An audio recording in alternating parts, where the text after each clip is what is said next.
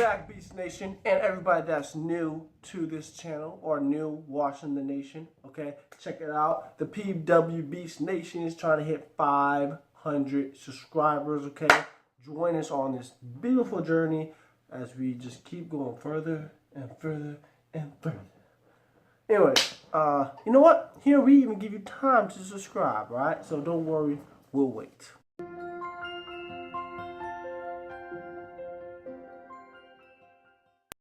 See, don't say we never did anything for you guys. All right, so top 10 Game Boy games. I'm looking forward to this.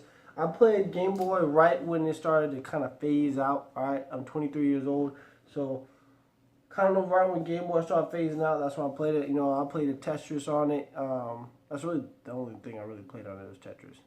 But let's check out the other top 10. See what they got. All right. We're so insanely proud to say that we have just published a brand new game. It's called Super Rad Raygun. It's one of the most 80s side-scrollers you've ever played in your life, and it's available on Steam right now. But obviously Super Rad Raygun wouldn't exist were it not for the console that inspired it, the Game Boy. This thing had so many technical limitations, and yet in spite of that, it gave us so many classics. However, only 10 can make our list. So hey, in honor of Super Rad Raygun, I'm Nervous Nick for Screw Attack's Top 10 Game Boy Games. Number 10. Super Mario Land 3 actually has very little to do with Mario or any of the previous entries in the franchise. Instead, it goes straight off the deep end and lets you jump into the boots of the villain himself, Wario. Wario Land tasks you with a particularly greedy objective. Earn as much cash as possible before the end of the game so you can buy a bigger castle than Mario. Everything in this game is about money. You can even take the money you've earned and beat down enemies with it. But you better pick it back up or else it's gone forever. Just remember to wipe off the blood. There's also a few power-up helmets you can collect that let you breathe fire, fly around, or ram things with Viking horns. Yeah, they're called the bull helmet, the jet helmet, and is that the penis helmet? Oh, sorry, my mistake. That's a dragon. Yeah, sure thing, Japan. And I'm Barack Obama. Where are your mind at? The game sprites look great, the music is fun, and there's just so much to Wario Land that it's a wonder they could fit it all on a Game Boy cartridge. Number 9.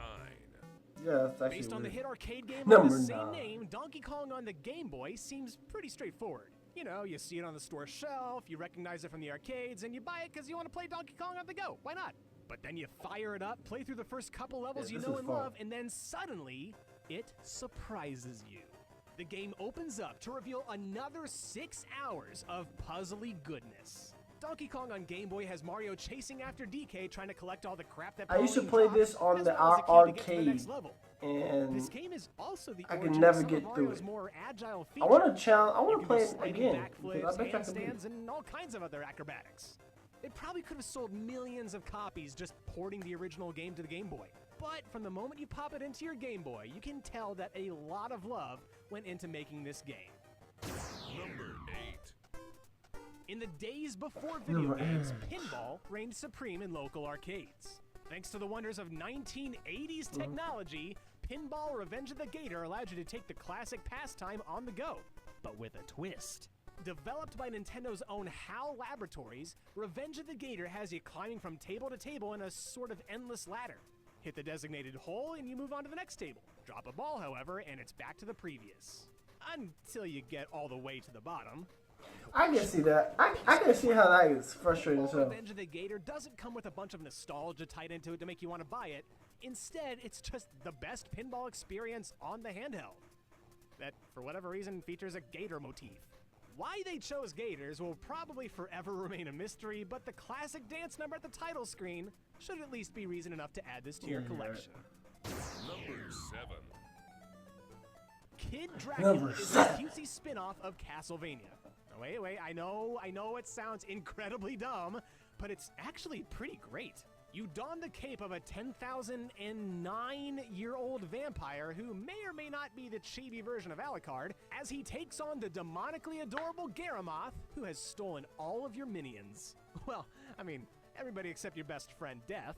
Throughout Kid Dracula, you accumulate a wealth of spells to help you get through levels and defeat bosses. Everything in this game has been cutesified, even murder. Now, don't let it fool you, though, because this game gets more and more difficult as you go, and by the end will give you a serious challenge.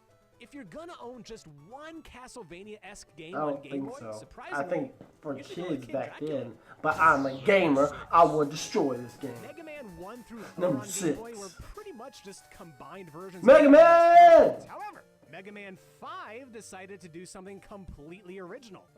This time around, the Robot Masters are actually Dude, called Mega Man's the Star shit. Droids, and they come from space! And are named after the planets in our solar system. They're led by the tyrannical Terra, which is another word for Earth, who jumps Mega Man and Roll during a stroll across 3 Mount Fujis, and he tries to take over the world. Because of course he does. But don't think the changes stop with the villains. Mega Man gets equipped with a Mega Arm, which is a charge shot that fires off his fist for some extra damage, and it can even pick up items on its return trip. And he's also got Tango the Buzzsaw Cat. He Really? speaks for himself. And like a true Mega Man game, you acquire power-ups by defeating bosses until eventually you escape the Death Star, basically. Game Boy was home to all kinds of Mega Man games, but Mega Man 5 was easily the best. Number 5. Handheld platforms have always been the home of the little pink puffball we know and love as Kirby. Why Oh, Kirby's Dream Kirby! Land 2 is better than its predecessor has little to do with the new animal friends or improved graphics, and more to do with inhaling enemies and absorbing their power-filled souls. This one simple addition sets it Yeah, apart from every that's other cool. Game Boy platformer out there.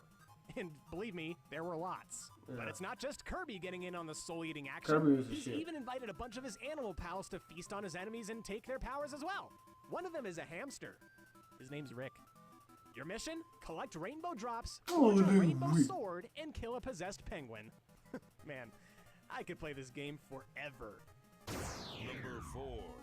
Yo, penguins are Once my upon a favorite time, animal. in the summer of 1998 or 1999, I cannot remember for sure, I went to a 3rd grade summer camp.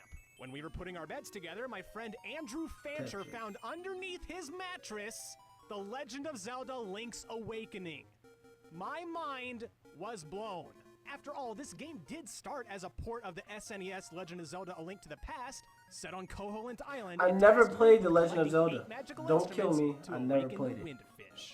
It had a slew of optional side quests that gave you the feeling of a pocket-sized SNES adventure. Link's Awakening would become so popular that it got re-released for Game Boy Color as Link's Awakening DX, complete with Game Boy printer support, if you want to, like, print, I guess. Number 3. What? You cannot have a They have that? Nintendo platform without some good old-fashioned Mario. Number I 1 is thought going to be Tetris. Super I Mario promise Land you, number 1 is was going a to be really Tetris. good game. That was until my friend showed me Super Mario Land 2, 6 golden coins. Absolutely, hands down, the best Mario game on Game Boy.